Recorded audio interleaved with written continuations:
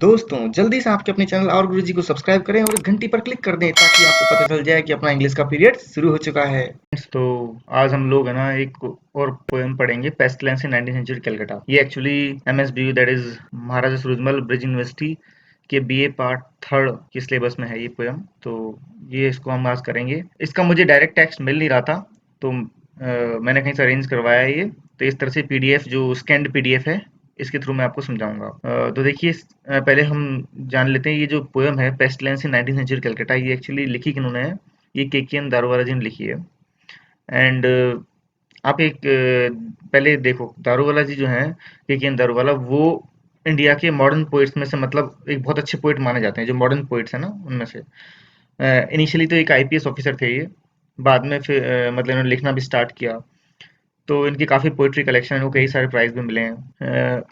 अब परंतु जो चीज़ इनके बारे में जानने की है, जो कि इम्पोर्टेंट है, वो ये है कि अ, इनकी राइटिंग स्टाइल। ये अक्सर जब ये लिखा करते थे, तो लिखने की जो इनकी स्टाइल थी ना, वो कुछ इस तरह की थी कि अ, आप कह सकते हैं एक तरह से वॉयलेंस का अच्छा खासा इस्तेमाल होता था इनकी जो पोइट्री में। मतलब violence, not direct violence, theme violence की होती थी, चाहे वो किसी भी फॉर्म में हो। तो वॉयलेंस इनकी सबसे मेन इंपॉर्टेंट थीम थी, कह सकते हैं आप। इसके अलावा इंडियन लाइफ, यानी इंडियन लाइफ का रिप्रेजेंटेशन, क्योंकि इंडियन लाइफ में एक तो डाइवर्सिटी बहुत ज़्यादा है। अलग अलग तरह के लोग हैं, अलग अलग कम्युनिटीज़ हैं, अलग अलग कास्ट हैं, तो अलग अलग रिलीजन है। तो उन लोगों को मतलब एक तरह से उनका रिप्रेजेंटेशन, उनको दिखाना अपनी पोइट्री के थ्रू बहुत ही बोल सकते हैं मल्टीवर्स वर्ल्ड लगता था। मतलब अलग अलग तरह के लोग आपको इनकी पोइट्री में नजर आएंगे, क्योंकि एक तो इंडियन लाइफ रिप्रेजेंट हो रही है, तो वो सीधा सीधा वैसा दिखाई देगा ही। एक और चीज हम बोल सकते हैं कि ये जब लिखा करते थे, मतलब इनकी जो पोइट्री थी उसमें अक्सर कॉम्प्लेक्सिटी पाई जाएगी, मतलब थोड़ी जटिलता, क्योंकि इनका ये मानना था कि जो पोइट्री है ना, क्योंकि वो रिप्रेजेंट इंडियन लाइफ कर रहे हैं, उसमें खुद में कॉम्प्लेक्सिटी है। और इन्होंने कभी भी खुद को लिमिट नहीं किया कोई वर्ड के दायरे में, कोई कि मुझे इस टाइप के वर्ड यूज करने चाहिए, या फिर एक मतलब पोइट्री कोई लिमिटेशन नहीं रखी। इन्होंने इनोवेट किया, नए नए वर्ड्स को लाए। मतलब ये ऐसा नहीं है कि ये पर्टिकुलर वर्ड पोइट्री में इस्तेमाल नहीं हो सकता तो मैं इसको इस्तेमाल नहीं करूंगा। नहीं, इन्होंने किया कि नहीं, क्यों नहीं हो सकता, आज तक किसी ने किया ही नहीं है, तो फिर कैसे बोल सकते नहीं हो सकता। तो कहने का मतलब है कि ये एक तरह से आउट ऑफ कॉन्टेक्स्ट, मतलब एक तरह से अनयूजुअल वर्ड्स बोल सकते हैं आप, not out of context, unusual words बोल सकते हैं, जो आम तौर पे इस्तेमाल नहीं होते पोइट्री में। वैसे वर्ड भी ये इस्तेमाल करने से हिचकते नहीं थे। तो इनकी राइटिंग स्टाइल कुछ तरह की थी कि वॉयलेंस की थीम मिलेगी, इंडियन लाइफ का रिप्रेजेंटेशन मिलेगा, और क्या बोल सकते हैं आप, पोइट्री के मतलब लैंग्वेज साथ में अक्सर एक्सपेरिमेंट करते थे ये भी। एक और चीज, ह्यूमनिज्म की, मतलब क्योंकि इनकी पोइट्री में आपको सुपर नेचुरलिज्म नहीं मिलेगी, कोई ऐसा नहीं मिलेगा कि लाइक कुछ डिवाइन, कोई दैविक चीजें, या फिर कोई भूत प्रेत, या फिर ऐसी कोई सुपर नेचुरल पावर के बारे में, या कोई एंजल्स, कोई घोस्ट, या फिर डीमंस, इनके बारे में ऐसा नहीं मिलेगा। इनकी पोइट्री होती थी ह्यूमनिज्म बेस्ड, यानी कि ह्यूमन सेंटर है। जो भी चीजें एक्टिविटी हो रही है वर्ल्ड में, वो इंसान की इर्द गिर्द ही हो रही है, इंसान ही है जो करता धरता है, सब कुछ उसी वजह से हो रहा है। तो ह्यूमनिज्म वाला जो कंसेप्ट है ना, ये अच्छी तरह फॉलो करते थे। तो इनकी पोइट्री में आपको एक तरह से ह्यूमनिस्टिक पोइट्री कह सकते हैं आप उनकी। तो देखिए, आज हम जो ये पढ़ रहे हैं ना, पेस्टिलेंस इन 19th सेंचुरी कैलकाटा, ये एक बहुत ही अच्छी पोएम है। इसको मैं आपको भी डिटेल में समझाऊंगा। तो देखिए, जो वर्ड है ना इसमें, पेस्टिलेंस, क्या होता है पेस्टिलेंस का मतलब? महामारी। अभी बेसिकली आप देख रहे हो, महामारी चल ही रही है, पैंडेमिक चल रही है अपने पूरे ऑल ओवर द वर्ल्ड में, कोरोना वायरस। तो उस वक्त 19th सेंचुरी कलकत्ता की एक कोई इन्होंने एक पर्टिकुलर समय की बात बताई है जब एक महामारी फैली। तो कॉलरा फैला बेसिकली, पहले बुखार चढ़ जाता है लोगों को, हैजा कॉलरा जो होता है ना, उस तरह का। तो वो बीमारी फैली, तो उसका इन्होंने एक तरह से डिस्क्रिप्शन दिया है कि किस तरह के हालात थे, क्या हो रहा था। तो पेस्टिलेंस यानी वो महामारी की बात ही करेंगे इसमें। तो देखो, स्टार्ट करते हैं। Black fellow die much, said the sahib's barber to him, referring to the ghettos beyond the esplanade where people writhed in the groaning calisthenics of cholera। तो ये बोल रहे हैं कि ब्लैक फेलो डाई मच, मतलब साहिब का बार-बार। साहिब कौन है? कोई अंग्रेज आदमी है, उसका बार-बार, उसका नाई, उसका नाई यानी एक अंग्रेज साहिब है, उसका नाई है, वो उसको बोल रहा है, किसको बोल रहा है? उस अंग्रेज को बोल रहा है कि ब्लैक फेलो डाई मच, कि काले लोग ज्यादा मर रहे हैं। Said the sahib's barber to him, मतलब साहिब के बार्बर ने उससे कहा, अंग्रेज से बोला कि भाई काले लोग ज्यादा मर रहे हैं, referring to the ghettos beyond this planet which where people read. और वो किधर की तरफ इशारा कर रहा है, रेफर कर रहा है टू द गेटोज। गेटोज क्या होते हैं एक्चुअली? गेटोज होते हैं एक छोटी सी जगह जिसमें बहुत सारे लोग रह रहे हैं, मतलब एक छोटा सा इलाका इसमें बहुत सारे लोग एकदम बहुत कंजेस्टेड वे में रह रहे हैं, साफ सफाई का कोई ध्यान नहीं दे रहा, गंदगी बहुत ज्यादा है, उनके पास कोई फैसिलिटी नहीं है, वो फाइनेंशियली वीक हैं, गरीब लोग हैं, और बहुत छोटी सी जगह में बहुत सारे लोग रह रहे हैं। मतलब एक तरह से वो मेन सोसाइटी से अलग थलग है। एक्चुअली जो ये शब्द है ना घेटो, ये आया कहाँ से? ये जूस से आया है। यूरोप में जूस थे ना, उनको एक तरह से आइसोलेट कर रखा था, उनको अलग थलग, तो उनकी अलग ही कम्युनिटी होती थी अलग ही इलाके में, तो उधर से ये शब्द आया है। अपने यहाँ कंटेक्स्ट में देखें, इंडियन कंटेक्स्ट में तो घेटोस बोलेंगे एक छोटा इलाका, एक कच्ची बस्ती टाइप का मान लो, जिसमें बहुत बिल्कुल छोटे मोटे घरों में एकदम बहुत ही घिच पिच के साथ में लोग रह रहे हैं छोटे से इलाके में।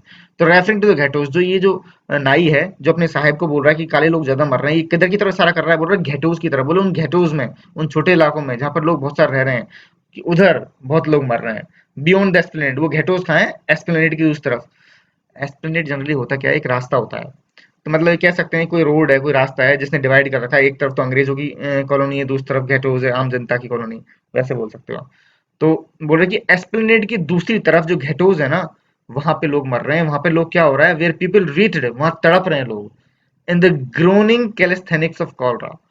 अब देखो कैलिस्थेनिक्स होता क्या है? एक्सरसाइज होती है, यानी कि छोटी मोटी हाथ पैर हिला के मतलब एक्सरसाइज करना आराम आराम से। तो एक कॉलरा की कैलिस्थेनिक्स का मतलब है कॉलरा जो अपने पांव फैला रहा है, यानी अपनी हरकतें कर रहा है, यानी बीमारी फैल रही है, हैजा फैल रहा है। तो हैजा से लोग तड़प रहे हैं, पीपल रीच्ड, तड़प रहे हैं, द ग्रोनिंग, और चिल्ला रहे हैं दर्द में, कैलिस्थेनिक्स ऑफ कॉलरा, हैजा की वजह से। कहाँ पे? घेटोज में। Bacteria and bacillus throve in the wells, और ये भी एक तरह से विषाणु जीवाणु क्या बोलते हैं आप, माइक्रो ऑर्गेनिज्म जो बीमारी फैलने वाले, बैक्टीरिया, बैसिलस। तो ये बैक्टीरिया बैसिलस भी वहां के घर घर की दीवारों में मिलेंगे आपको, कहने का मतलब throve in the wells, sorry, wells कुओं में मिलेंगे, नॉट वॉल्स। वेल्स मतलब वहां के कुओं में, यानी कि वहां के पानी में भी बीमारी फैली हुई है, कहने का मतलब bacteria and bacillus throve in the wells, यानी कि वहां के कुओं में बैक्टीरिया पनप रहे हैं, बैसिलस पनप रहे हैं, बीमारियां पनप रही हैं। Nestled under the spawn beds and killed, और वो एक तरह से कहने का मतलब है जो वहां का एक तरह से स्पॉन बेड्स हैं, वो इलाके कैसे हैं?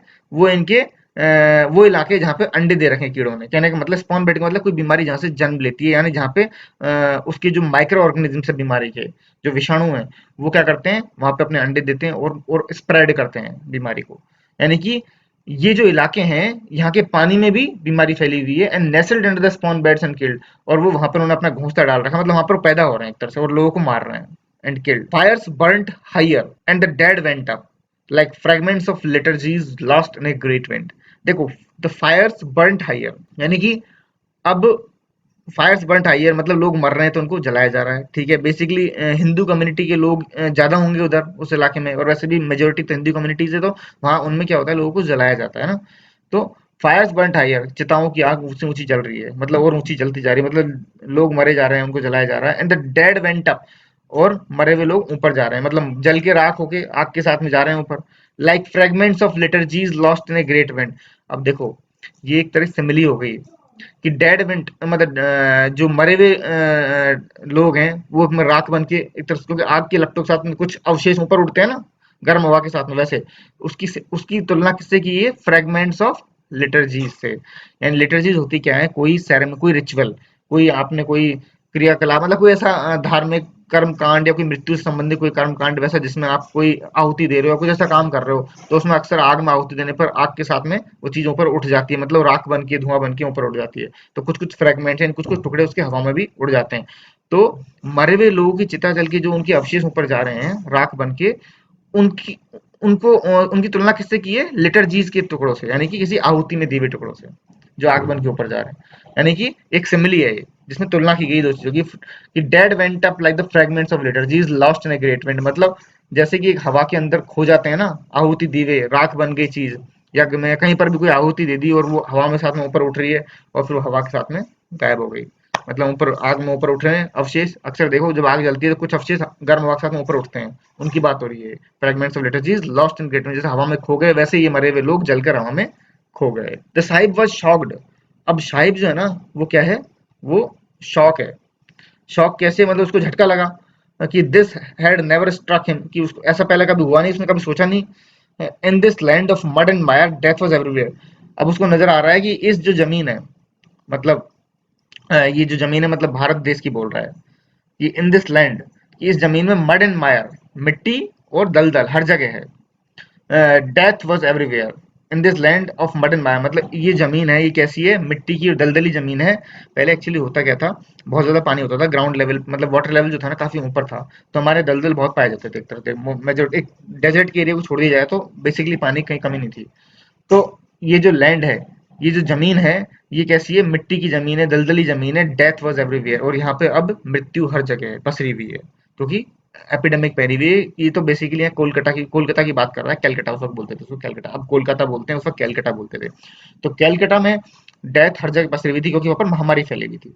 The water was heavy with it, और पानी इस चीज से भरा हुआ था, यानी पानी में भी मृत्यु पनप रही है। जैसे मैंने उदाहरण बताया कि बीमारियां फैल रही हैं, लोग गंदगी में रह रहे हैं, तो ऑब्वियसली बीमारी फैल रही है। तो water was heavy with it like a woman with child. देखो एक और सिंबल, मतलब पानी में बीमारी उस तरह से फैल रही है, यानी पानी बीमारी को जन्म दे रहा है।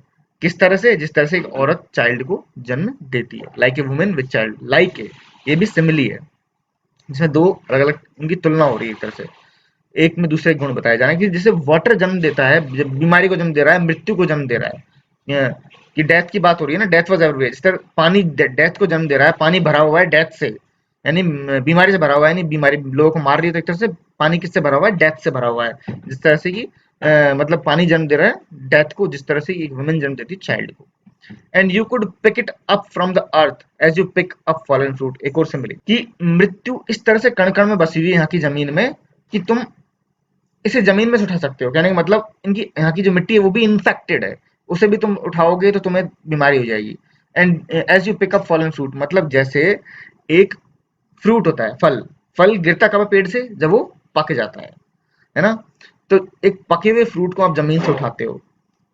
तो यहाँ की जो अर्थ है ना वो भी क्या है, पक चुकी है। किससे पक चुकी है, बीमारी से पक चुकी है, यानी भर गई है बीमारी से। यानी कि बिल्कुल जिस तरह से फॉलन फ्रूट ऊपर से नीचे गिर जाता है, तुम उसे ऊपर उठाते हो, उसी तरह से इस मिट्टी, ये जो अर्थ है ये भी बीमारी से भरी हुई है। इसे भी तुम मतलब उठाओगे तो एक तरह से तुम इन्फेक्टेड हो जाओगे, इस तरह की हालत है, तुम मर जाओगे। But it was the sahibs who fail like Skittles the rain heart, परंतु ये साहिब्स हैं, साहिब मतलब वही अंग्रेज लोग। हाँ तो देखो, स्किटल्स, ये बोल रहा है कि but it was the sahibs who fail like Skittles, यानी कि साहिब्स यानी अंग्रेज लोग हैं, वो मर रहे हैं, एक्चुअली गिर रहे हैं स्किटल्स की तरह। देखो क्योंकि बीमारी कलकत्ता में फैली हुई है, तो केवल सिर्फ काले लोग नहीं मर रहे हैं, बल्कि अंग्रेज लोग भी बहुत ज्यादा मर रहे हैं। वो बहुत ज्यादा मर रहे हैं, साहिब लोग भी बहुत मर रहे हैं, वो भी गिर रहे हैं स्किटल्स की तरह। गिर रहे हैं मतलब मर रहे हैं। स्किटल्स क्या है, स्किटल्स एक्चुअली गेम होता है। वो गेम नहीं होता है, इसमें छोटे छोटे से वो रखे होते हैं, उनको बॉल से गिराना होता है। मैं दिखाता हूँ कैसे, देखो इस तरह के होते हैं, ये देख रहे होंगे आपकी स्क्रीन पे, ये इस तरह की, ये स्किटल्स बोलते हैं इनको, ये व्हाइट व्हाइट जो देख रहे हैं आपको, इनको बॉल से गिराना होता है। तो इनको बॉलिंग भी बोलते हैं वैसे। तो ये जो स्किटल्स होते हैं, ये जैसे गिरते हैं ना, वैसे साहिब लोग गिर रहे हैं, यानी मर रहे हैं। साहिब लोगों की मतलब कुछ सरनेम, कुछ नाम दे रखे हैं इन्होंने, जैसे Reinhart, de Bussy, Claude Martin, Smith, Lawrence. ये सब अंग्रेज, ब्रिटिश ब्रिटिश लोग, फ्रेंच लोग, डच लोग, ये अलग अलग देशों के जो अंग्रेज है, जो इस देश में बसे हुए हैं, जो यहाँ पर हैं, हम पे राज कर रहे हैं, ये लोग भी वैसे ही मर रहे हैं जैसे काले लोग मर रहे हैं बीमारी से। इंटर्ड इन द सेम लोम, और इन सबको इंटर्ड मतलब दफनाया जाता है, क्योंकि देखो क्रिश्चियन लोगों में क्या होता है, क्रिश्चियन कम्युनिटी में लोगों को दफनाया जाता है मरने के बाद में। तो इंटर्ड मतलब दफनाना। इन द सेम लोम, इनको सेम मिट्टी में दफनाया जा रहा है। Mourned by the same tolling bell, और इन सब पे सेम घंटी बज रही है। क्रिश्चियन में मरने के बाद में चर्च में घंटी बजाई जाती है ना, टॉलिंग बेल्स, बहुत बार पोएट्री में आपने पढ़ा होगा। तो इनके शोक में बजाई जाती है। तो इन पे मॉर्न मतलब इन पे रोया जा रहा है, मॉर्निंग में मतलब इनके शोक में सेम घंटियां बज रही हैं। ये सेम मतलब ये सब ब्रिटिश लोग, चाहे वो ब्रिटिश फ्रेंच हो, चाहे सॉरी जब ब्रिटिश हो, चाहे फ्रेंच हो, चाहे डच हो, कोई भी हो, मतलब किसी भी देश का अंग्रेज जो यहाँ पे बसा हुआ है, मतलब कोई फॉरेनर यहाँ पर है, वो सब भी उसी तरह मर रहे हैं। यहाँ के ब्लैक लोग, यहाँ के जो नेटिव लोग हैं, यहाँ के जो लोकल लोग हैं इंडिया के, जो कि काले लोग हैं, वो ब्लैक लोग भी उसी तरह से, मतलब उनकी तरह ही ये लोग भी मर रहे हैं। और इनको भी सेम मिट्टी में दफनाया जा रहा है, उनको सेम मिट्टी में जलाया जा रहा है। जो यहाँ के लोकल लोग हैं, इनको दफनाया जा रहा है, और इन सबके लिए भी सेम ही घंटियां बज रही हैं, mourn with the same tolling bells, चाहे वो डच हो चाहे फ्रेंच हो, सबको मतलब सब मर रहे हैं, सबके लिए चर्च में घंटियां बज रही है, मतलब जो संकेत दे रहा है कि मरने के बाद में जो बचती हैं वो। दे रिमेन्स ब्रिस्लिंग विद लाइक क्रूसीफिक्सेस, और एक तरह से, जिस तरह से एक तरह से एक इमेज बनाई है। तो देयर रिमेन्स ब्रिस्लिंग विद लाइक क्रूसीफिक्सेस का मतलब होता है कि जैसे कि जीसस क्राइस्ट थे, उनको क्रॉस पर मतलब एक तरह से मार के, वैसे मतलब उनको वो एक तरह से बोलते थे कि उनको क्रॉस पे मतलब एक तरह से लटका दिया था, मार दिया था उस तरह से। तो उस तरह से मतलब ये जो लोग हैं जिनकी डेथ हो गई, जो क्रिश्चियन कम्युनिटीज, वो एक तरह से मरने के बाद में खड़े हो रहे हैं एक तरह से। ये एक तरह की इमेज आप मान सकते हो, लाइक दे वो मरने के बाद में जीसस क्राइस्ट से मिल रहे हैं एक तरह से। उस तरह की एक इमेज क्रिएट हो रही है कि देयर रिमेन्स ब्रिस्लिंग विद लाइक क्रूसिफिक्सेस, कि उनके जो अवशेष हैं वो एक तरह से हवा में एक तरह से खड़े हो रहे हैं। और जैसे कि एक क्रॉस खड़ा होता है, उस तरह से एक इमेज क्रिएट की जा रही है। परंतु इसका मीनिंग क्लियर नहीं है एक्चुअली। इसके मल्टीपल मीनिंग हो सकते हैं, पर मेरी तरफ से जो मीनिंग कर रहा है उस तरह का है कि वो मरने के बाद में जीसस क्राइस्ट से मिल गए एक तरह से। The climate killed, not so much the summer sun which spiked them through their solar topi. देखो आगे बोलते हैं द क्लाइमेट किल्ड, कि जो वहां की जलवायु है, वहां का जो वातावरण है वो भी मार रहा है लोगों को। नॉट सो मच, परंतु वो इतना नहीं मार रहा। द समर सन मतलब जो गर्मियों का जो सूरज है वो इतना नहीं मार रहा, which spike them through this solar topees. यानी कि जो बोल रहे क्लाइमेट वहां का मार रहा है, परंतु क्लाइमेट में वो सूरज नहीं मार रहा है। यानी सूरज की जो गर्मी है ना, विच स्पाइक जो कि चुभती है, देम थ्रू दिस सोलर टोपीज उनकी सोलर टोपीज में से चुभती है। सोलर टोपीज क्या होती है? सोलर एक तरह का पौधा होता है जिसकी लकड़ी, उसकी तने की छाल से टोपी बनाई जाती थी। Let me show you this solar topees. ये देखो, ये देखो, ये जो टोपी होती है ना, ये आपको दिखाई दे रही है, ये सोलर टोपी है, ये वाली। तो ये इस तरह की जो टोपी है ना, ये वो पहना करते थे धूप से बचने के लिए। तो इसमें होके भी धूप चुभती थी, परंतु उससे ये मर नहीं रहे हैं, उस चुभती हुई धूप से यानी उस सूरज की गर्मी से, गर्मियों में सूरज जो चमक रहा है जोर से, उससे नहीं मर रहे हैं। But those vaporous exhalations of the earth after the rains, परंतु बारिश के बाद में, क्योंकि जब ऐसा होता है गर्मियों के दिनों में बहुत ज्यादा गर्मी होती है, और फिर जब बारिश होती है तो गर्मी एक तरह से जो जमीन के अंदर स्टोर होती है वो भाप बन के ऊपर उठती है, तो मतलब उमस क्रिएट हो जाती है ना बहुत ज्यादा। तो उसके लिए उसको बोल रहा है वेपरस एक्सहेलेशन। एक्सहेलेशन क्या मतलब सांस छोड़ना। तो अर्थ अपनी सांस छोड़ रही है एक तरह से, वेपरस यानी भाप के रूप में। वेपरस एक्सहेलेशन की अर्थ अपनी जो सांस छोड़ रही है, मतलब जो गर्म हवा बाहर आ रही है ना, उससे लोग मर रहे हैं। क्योंकि उससे एनवायरनमेंट ऐसा क्रिएट हो जाता है बिल्कुल कि गर्मी तो चुभती नहीं है इतनी, जो सूखी गर्मी होती है ना वो इतनी नहीं चुभती है। परंतु जब उमस हो जाती है और जब वो गरम गरम हवा जमीन से बाहर निकलती है ना, उससे बॉडी का पूरा टेम्परेचर अनस्टेबल हो जाता है एकदम। तो उससे लोग मर रहे थे। Those vaporous exhalations of the earth after the rain, जो बारिश के बाद में अक्सर ऐसा वातावरण क्रिएट हो जाता है, which brought on the fevers and fluxes. और उस वजह से क्या हो रहा है? विच ब्रॉट ऑन द, उससे मतलब फीवर्स, उससे वो आ रहे हैं, बुखार आ रहा है लोगों को, एंड फ्लक्सेस, और उनका टेम्परेचर ऊपर नीचे हो रहा है। And always it was so sudden. और ये जो महामारी है ना जिसकी बात कर रहे हैं, जो कॉलरा, जो हैजा, इससे क्या हो रहा है? लोग बहुत सडनली मर रहे हैं, ऑलवेज सो सडन, बहुत स्पीड से। उदाहरण दिया ना, देखो कैसे। You lunch with the fellow and by dusk, तुमने किसी आदमी के साथ में दोपहर में लंच किया, ठीक है। And by dusk he was dead, और शाम होते होते वो मर गया। And the tolling from the belfry was only way you heard of it. और आपको किससे पता चलता है कि भाई वो मर गया है? जब शाम को, मतलब मरने के बाद में जो घंटी बज रही है, उसके नाम की अनाउंसमेंट हो रही है कि उस पर्सन की मृत्यु हो गई है, तब जाके पता चलता है। अपने यहाँ नहीं होता है, जनरली क्रिश्चियन कम्युनिटी में होता है।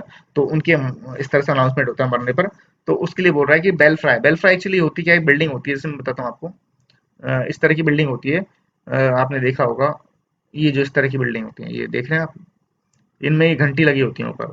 आपको काफी जैसे ये देखो, इसमें घंटी लगी हुई है ये। तो इनमें घंटी, बिल्डिंग में घंटी मतलब मृत्यु के बाद में बजाते हैं अक्सर अनाउंसमेंट के तौर पे एक तरह से। तो ये देखो, तो इन्होंने ये बता रहे हैं कि आपको मतलब पता भी नहीं चलेगा कितनी जल्दी लोग मर रहे हैं। दोपहर को तो आपने खाना खाया किसी व्यक्ति के साथ में और शाम तक वो मर गया, और आपको पता कैसे चल रहा है वो मर गया? बेल फ्राइज पता चल रहा है, जब आपने सुनी घंटी पर बजी, तब आपको पता चला कि वो पर्सन तो गुजर गया। It was the whites who carried this fear of death like a slip disc through their lives. और अंग्रेजों में, मतलब व्हाइट्स में, यानी सफेद गोरे लोगों में, अंग्रेजों में इस तरह से डर बैठ गया था मृत्यु का, इस महामारी का, फियर ऑफ डेथ जो था इस तरह का बैठ गया था, like a slip disc through their lives. Slip disc actually क्या होता है? एक बहुत ही नॉर्मल प्रॉब्लम है। अक्सर क्या होता है, अपनी रीढ़ की जो हड्डी होती है ना, इसके नीचे और कमर के ऊपर पीछे की तरफ अक्सर एक हल्की सी डिस्क होती है जो खिसक जाती है इधर उधर।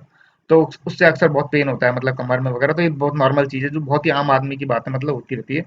तो जिस तरह से स्लिप डिस्क होता है ना, एक आम चीज हो जाती है जिंदगी में स्लिप डिस्क की बीमारी, उस तरह से उनकी जिंदगी में डर आम चीज हो गई, मृत्यु का डर। इतने डर गए हैं वो लोग। And paid the surgeon one, ये भी एक तरह से आप इससे मिली है, फियर ऑफ डेथ को किससे कंपेयर किया? स्लिप डिस्क से। एंड पेड, और वो इस बीमारी से बचने के लिए उपचार करते हैं, उससे बीमारी से बचने के लिए। देखो जैसे कि मतलब उनके अंदर डर कैसे बैठ गया है, एक स्लिप डिस्क जैसे एक बहुत नॉर्मल चीज लाइफ में होती है, वैसे ही उनके मतलब जिंदगी में इस बीमारी से मरने का डर बैठ गया है। And paid the surgeon 1 gold मोहर। तो क्या क्या उपचार कर रहे हैं इसका, कि पेड द सर्जन 1 गोल्ड मोहर, कि डॉक्टर जो है उसको फॉर ए विजिट, मतलब एक बार डॉक्टर उनसे मिलने आ जाए, मतलब उनको देखने आ जाए, उसी के लिए एक सोने की मोहर देने को तैयार है वो। 1 rupee for an ounce of salt. किसी ने बता दिया भाई नमक से उपचार होगा, तो एक चुटकी नमक के लिए वो 1 रुपया देने को तैयार है। उस जमाने में 1 रुपया बहुत ज्यादा होता था कि एक चुटकी नमक के लिए। 2 for an ounce of bark. और किसी बताया किसी भाई पेड़ की छाल से इलाज होगा, तो उस छाल के लिए, उसके एक टुकड़े के लिए वो 2 रुपए देने को तैयार है। Paid him for blood letting. यहाँ तक कि वो विच क्राफ्ट के तरीके भी अपना रहे हैं। विच क्राफ्ट मतलब एक तरह से जो एक जादू टोना के जो तरीके होते हैं ना, जैसे कि ब्लड लेटिंग। एक्चुअली ये एंशियंट मेडिवल मतलब प्राचीन टाइम में ये एक्चुअली टेक्निक अपनाई जाती थी, ब्लड लेटिंग की, कपिंग की, लीचिंग की। होता क्या था ब्लड लेटिंग में, क्या होता था, जैसे आपके शरीर पे क्या कर देंगे वो, छोटे छोटे वैसे बना देंगे, कप लगा देंगे, मतलब सॉरी कपिंग में ऐसा होता था, कप लगा देंगे। आपने अक्सर देखा होगा कि आप अगर कोई पेन के ढक्कन से थोड़ी देर आपके यहाँ उंगली पे चिपका देंगे ऐसे, मतलब उसके अंदर घुसा देंगे थोड़ा सा, तो यहाँ इकट्ठा हो जाएगा, ब्लड इकट्ठा हो जाता है, आपको ऐसा लगेगा जैसे फोड़ा हो गया। उसको बोलते हैं कपिंग। वो कप लगाते हैं बॉडी पे और उससे एकदम सक करवाते हैं। देखो मैं दिखाता हूँ कैसे, मेज में। कपिंग होता क्या है, कपिंग में ऐसा होता है, देखो ये देख सकते हैं आप, ये इस बॉडी पे ऐसे छोटे छोटे कप लगाते हैं, इससे ये क्या होता है कि एयर को सक कर लेते हैं, एयर को रोक देते हैं एक जगह, मतलब खाली कर देते हैं यहाँ पर। इस पर्टिकुलर इलाके को इधर से यहाँ थोड़ा सा मोटा मोटा हो जाएगा, क्योंकि वहां ब्लड फ्लो रुक जाता है। इसको बोलते हैं कपिंग टेक्निक। और ब्लड लेटिंग में क्या होता है, ब्लड लेटिंग में से ये देख सकते हैं आप, इंसान की नस में से खून निकालते हैं वो बाहर। खून निकालते हैं, क्यों निकालते हैं मैं अभी बताता हूँ क्यों निकालते हैं। होता ये है कि ब्लड लेटिंग में से होता क्या है, ब्लड लेटिंग में जैसे किसी को ऐसा मानते थे, मतलब ये उपचार का तरीका था एक तरह से, कि किसी को बीमारी हो गई तो क्या करते थे भाई, इसके अंदर खून इन्फेक्टेड हो गया है, तो वो खून को निकालते थे, एक पर्टिकुलर मात्रा में खून को बाहर निकाल लेते थे शरीर से एक जगह कट लगा के, तो उसे ब्लड लेटिंग बोलते थे। और कपिंग मैंने बता दिया, एक जगह ऐसे बॉडी के इलाकों को मतलब कप लगा के ऐसे एक तरह से वहां पर ब्लड फ्लो रोक देते थे। और फिर वहां पे लीच, जोक, जो कि कीड़ा होता है उसको छोड़ देते, मतलब उससे खून चुसवाते थे, ताकि बीमारी को खत्म कर सकें। तो ये तरीके थे, एक तरह से ये विच क्राफ्ट में भी आता है, और कुछ प्राचीन तरीके की मेडिसिन मतलब इलाज करने के तरीके हैं एक तरह से, ये ब्लड लेटिंग, कपिंग, लीचिंग। तो वो ये सब तरीके भी अपनाने को तैयार है अंग्रेज लोग। और वो मतलब खुद को इस बीमारी से बचाने के लिए एक एक सोने की मोहर देने को तैयार है सर्जन को, एक बार मिलने के लिए भी।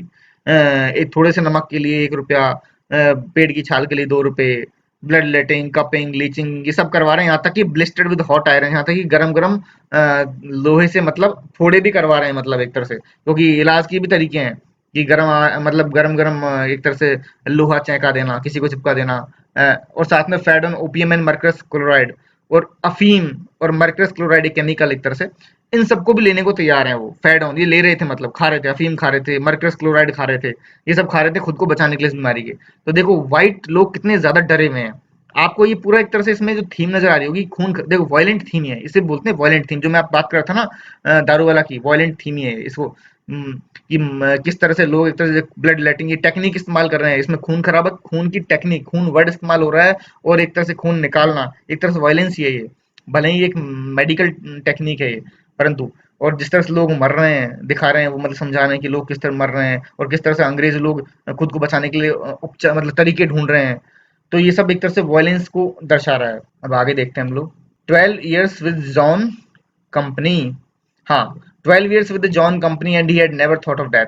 अब वो जो साहिब है, जिस साहिब की बात हो रही है, जिसको उसके नाई ने बताया कि काले लोग मर रहे हैं, स्टार्टिंग में जिस साहिब की बात हो रही है, जो एक तरह से इसमें सेंट्रल पॉइंट है, सेंट्रल फिगर बोल सकते हैं आप, कि वो जो साहिब है ना, वो बता रहा है कि 12 years विद जॉन कंपनी, मतलब वो 12 साल तक जॉन कंपनी, कंपनी होती थी जॉन के अंडर, मतलब उसके अंडर में जॉन लीडर है, उसके अंडर में क्या है कि वो उस कंपनी का भाग है, एक तरह से उस बटालियन का भाग है।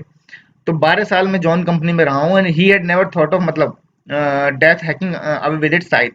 तो जो राइटर है बता रहा है क्या बोलते हैं साहिब के बारे में, जो दारूवाला जी हैं वो साहिब के बारे में बता रहे हैं कि वो साहिब जो है वो जॉन कंपनी में 12 साल रहे, परंतु he had never thought of death hacking away with it scythe as it swung past the black gate whole.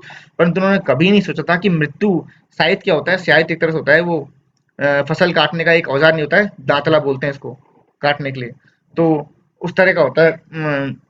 तो उसने कभी सोचा नहीं था कि मृत्यु किस तरह से अपने साइथ को घुमाएगी और घेटोज में से इतने लोगों को मार देगी। मतलब जिस तरह से साइथ से फसल काटते हैं ना यूं वार करके, उस तरह से एक तरह से दिखाया कि मृत्यु का भी हथियार है साइथ, मतलब सिंबॉलिक तरीके से। असली में कोई साइथ थोड़ी इस्तेमाल करती है मृत्यु पर, बता रहा है कि मृत्यु मतलब मृत्यु ने भी अपना साइथ घुमाया और घेटोज यानी जहाँ पे लोग बहुत सारे वो इंडियन लोग ब्लैक लोग जो रह रहे हैं एक छोटे से इलाके में घेटोज में, वहां पे बहुत सारे लोगों को मार दिया। तो hacking away with its site, तो ये देखो ही हैड नेवर थॉट, उसने कभी नहीं सोचा था कि मृत्यु हैकिंग अवे छीन लेगी विद इट्स साइट अपने साइट से एज इट्स सॉन्ग, जैसे ही उस मृत्यु ने अपना साइट घुमाया पास द ब्लैक घेटोज की, घेटोज में से कितने लोगों को छीन लेगी यानी मार देगी। where the native spawn petrified almost where before it left the womb, और वहां पे जो नेटिव स्पॉन वहां के जो लोग हैं वो घिटोज में जो बच्चे पैदा होते हैं, नेटिव स्पॉन का मतलब है यहाँ पे वहां के जो लोग पैदा हो रहे हैं वो पेट्रीफाइड, वो डरे हुए रहते हैं इवन इन देयर वूम्ब, अपने गर्भ में भी वो बाहर आने से पहले डरते हैं। मतलब ऐसी कंडीशन हो रखी है वहां पे गिटोज में, नेटिव स्पॉन पेट्रीफाइड मतलब डरे हुए हैं almost before it left the womb, मतलब वूम्ब से बाहर आने से पहले भी डरे हुए हैं कि भाई क्यों जन्म लूं ऐसी जगह पे। मतलब यहाँ तो इतना बुरा माहौल है, महामारी फैली हुई है। अब देखो तो मतलब ऐसा उसने कभी सोचा नहीं था ऐसे सीन नजर आएंगे। वो साहिब के बारे में बता रहा है कि वो 12 साल जॉन कंपनी में रहा, पर ऐसे नजारे उसे अभी देखने को भी मिले नहीं। And then hardly 10 days after the barber had spoken, अब वो बार्बर जो उसका नाई था साहिब का, जिसने बताया कि घटोज में ऐसी कंडीशन चल रही है, और मुश्किल से 10 दिन हुए थे जब वो बार्बर ने बताया कि भाई घटोज में ऐसी कंडीशन हो रही है, उसके 10 दिन बाद ही देखा कि मतलब then hardly 10 days after the barber had spoken, barber ने उस साहिब को बोला उसके 10 दिन बाद ही, मुश्किल से 10 दिन बाद ही he went down the Hooghly, वो हुगली की तरफ गया वो sahib on his winter tour, अपने सर्दी के टूर पे गया। वेयर इज सिख अब्दार, जहाँ पे उसका सिख अब्दार एक तरह की पोस्ट है, एक तरह से एक सिख आदमी है जो अब्दार के पद पर है।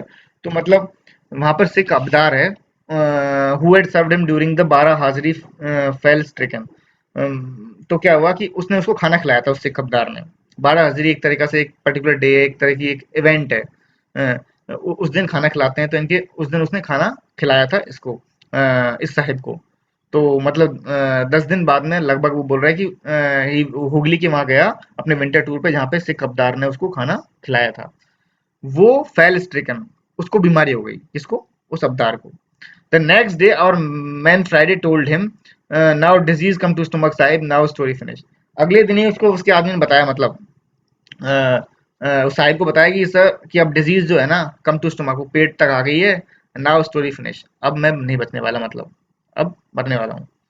और इन डिसेंट्री गट फीलिंग, मतलब जो आदमी वो अब्दार उसकी बता रहा है कि उसने बताया अगले दिन, एक दिन तो पहले तो खाना खिलाया था उसने उसको साहिब को, और अगले दिन पता चला वो बीमारी से ग्रसित हो गया, और उसकी हालत ऐसी हो गई है कि बुरा ही बीमारी मेरे पेट तक आ गई है और अब मैं नहीं बचूंगा। इन डिसेंट्री, डिसेंट्री यानी कि जो डिसेंट्री एक तरह की बीमारी होती है, आंतों में इन्फेक्शन हो जाता है। तो डिसेंट्री में क्या होता है, बहुत ज्यादा आप मतलब एक तरह से आपको बाउल प्रॉब्लम हो जाती है, ये कह सकते हैं आपको, मतलब आप थोड़ी थोड़ी देर बाद में आप फ्रेश होने जाते हो, आपको वैसी कंडीशन हो जाती है। तो in dysentery a gut feeling ceases to be premonitory, बता रहा है कि गट गट क्या होता है, बॉडी के अंदर एक पाथ होता है जिसके थ्रू हम बाद में बॉडी का सारा जो वेस्ट मटेरियल है बाहर निकलता है। तो डिसेंट्री में बोल रहा है कि इस बीमारी में उसको ऐसा महसूस, मतलब उसको अंदर कुछ महसूस ही नहीं हो रहा, ऐसा लगा बॉडी के अंदर कुछ है ही नहीं एक तरह से, सीजेस टू बी प्रेमोनिटरी, और उसको प्रीमोनिटरी मतलब कुछ बुरा होने वाला है, उसका संकेत उसको मिल गया है। मतलब उसको डिसेंट्री इस इन्फेक्शन हो गया है हाथों में, और उसको पता चल गया है कि वो मरने वाला है, उसको प्रीमोनिटरी, उसको ये चीज पहले महसूस हो गई है। That evening the conjurers burned him guts and all, और शाम तक तो फिर क्या हुआ, उसी शाम को, मतलब एक दिन पहले खाना खाया, अगले दिन वो फिर बीमार हो गया, और अगले दिन वो शाम तक मर भी गया। शाम तक तो क्या हुआ, कंजर्स, कंजर्स एक तरह कम्युनिटी है, एक ट्राइब के लोग हैं, कंजर लोग होते हैं।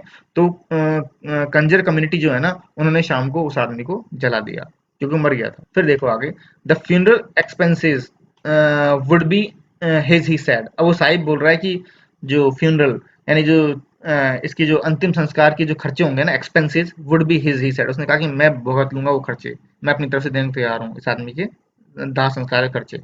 चोकिंग ए लिटिल, थोड़ा सा अटकते हुए बोला वो साहिब।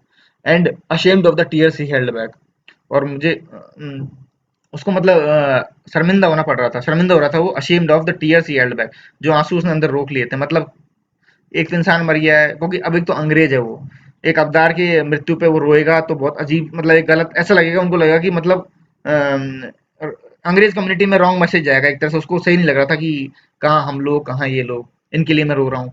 तो एक तरह से उसको अशेम्ड, उसको शर्म महसूस हो रही थी कि एक तो इंसान मर गया और उस पर मुझे आंसू अंदर रोकने पड़ रहे हैं, मतलब।